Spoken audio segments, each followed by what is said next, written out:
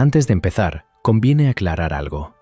La nostalgia no es solo una emoción personal, es una idea que hemos aprendido a sentir. Durante siglos, los seres humanos recordaron el pasado sin llamarlo nostalgia. Algo tuvo que ocurrir para que recordar empezara a doler. La nostalgia no es recordar el pasado, es sufrir por algo que ya no existe. Vivimos rodeados de nostalgia, aunque casi nunca la nombramos. Está en las películas que repiten historias conocidas, en la música que suena vieja aunque haya sido grabada ayer, en las fotos que envejecemos artificialmente para que parezcan recuerdos. La nostalgia parece natural, inevitable, humana. Pero no siempre existió como la entendemos hoy, y durante mucho tiempo no fue considerada una emoción, sino una enfermedad.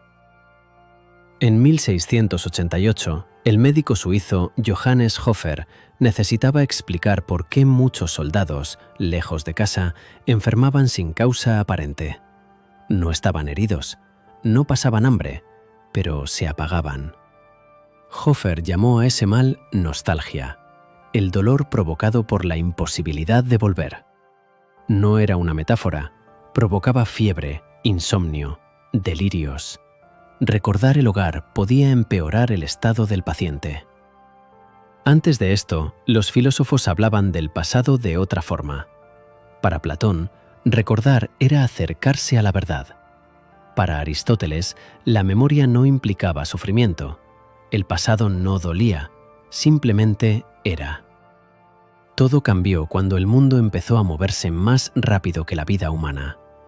Con la modernidad, el progreso y la ruptura de tradiciones, el pasado dejó de ser continuidad y se convirtió en pérdida. Pensadores como Rousseau idealizaron un estado anterior, más puro, más simple, no porque pudiera demostrarse, sino porque era necesario creerlo. Aquí aparece la idea que recorrerá toda esta serie. La nostalgia no recuerda el pasado, lo reconstruye, selecciona, embellece, elimina lo incómodo. No es memoria, es edición.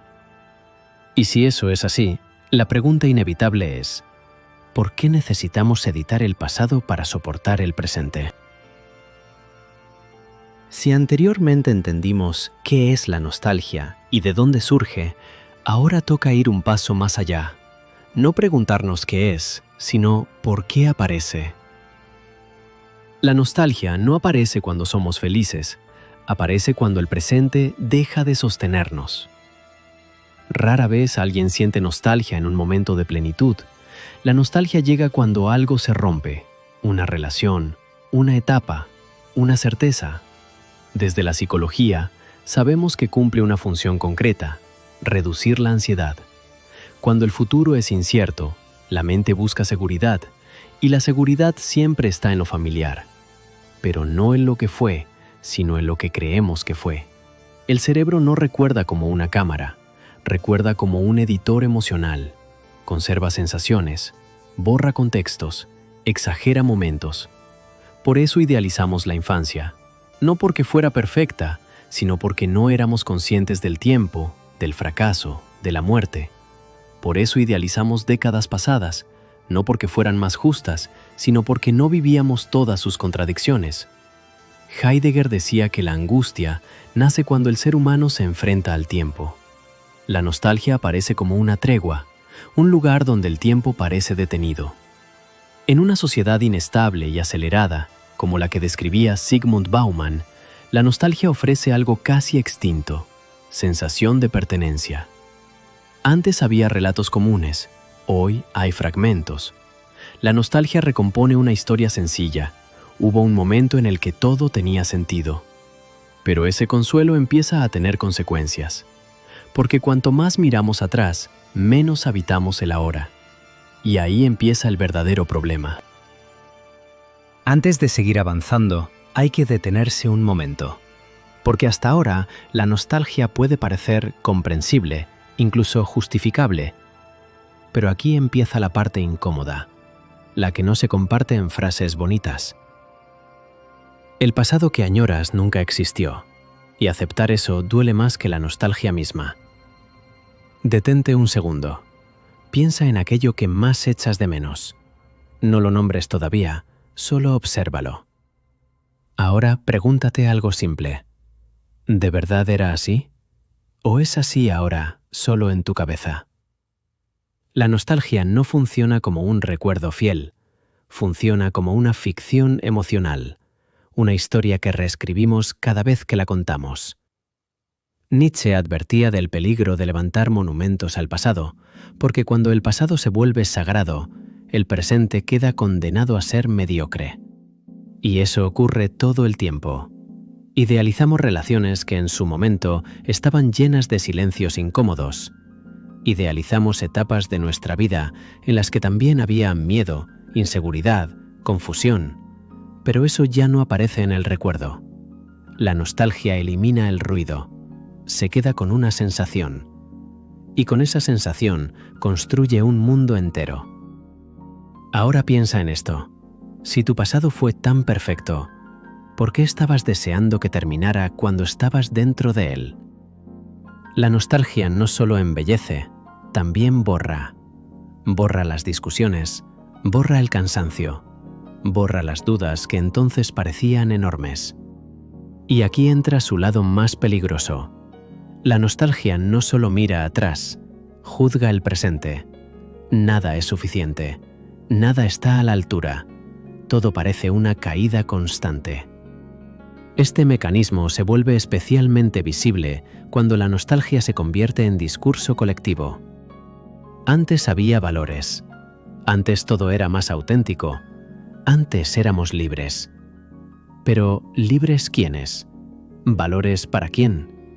La nostalgia convierte el pasado en un lugar cómodo porque ya no puede defenderse, no responde, no contradice. Desde la psicología se habla de automentiras adaptativas, mentiras que alivian a corto plazo, pero que, mantenidas en el tiempo, deforman la percepción de la realidad. Sartre lo llamaría mala fe, negar nuestra responsabilidad en el presente, refugiándonos en un pasado idealizado. Porque mientras miramos atrás, no decidimos nada, no actuamos, no arriesgamos.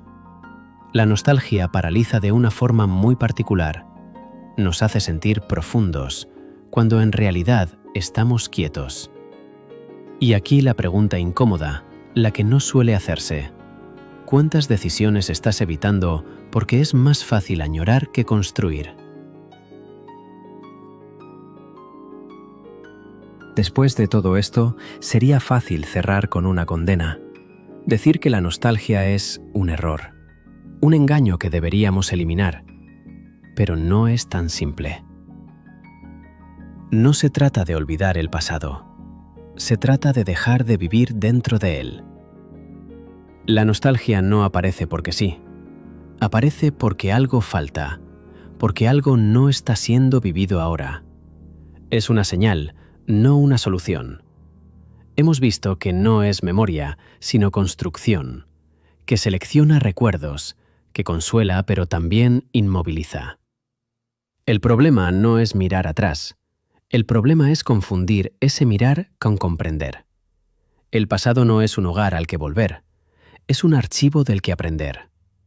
Walter Benjamin decía que el verdadero gesto no es rescatar el pasado como fue, sino tomar de él lo que pueda servir para transformar el presente. No volver, usar. Aquí conviene hacer otra pausa. Piensa en lo que más nostalgia te provoca. Una persona, un lugar, una etapa. Ahora pregúntate, ¿qué es exactamente lo que echas de menos? No el recuerdo, la sensación. Tal vez no echas de menos ese lugar, sino sentirte seguro. No echas de menos esa época, sino no tener miedo al futuro. La nostalgia señala una carencia actual, no una verdad pasada. Y aquí está el giro final. Cuando entendemos eso, deja de ser una trampa y se convierte en una herramienta. No para volver atrás, sino para preguntarnos qué falta hoy y qué estamos evitando construir. Aceptar el presente es difícil, porque implica responsabilidad, implica renunciar a la excusa del antes, pero es la única forma de vivir algo que no sea repetición, porque el futuro no se construye recordando, se construye decidiendo. Quizá el verdadero acto de madurez no sea superar la nostalgia, sino atravesarla sin quedarse a vivir en ella. Y tal vez, solo tal vez, cuando dejemos de idealizar un pasado que nunca existió del todo, empezaremos a crear un presente que no necesite ser recordado para tener valor.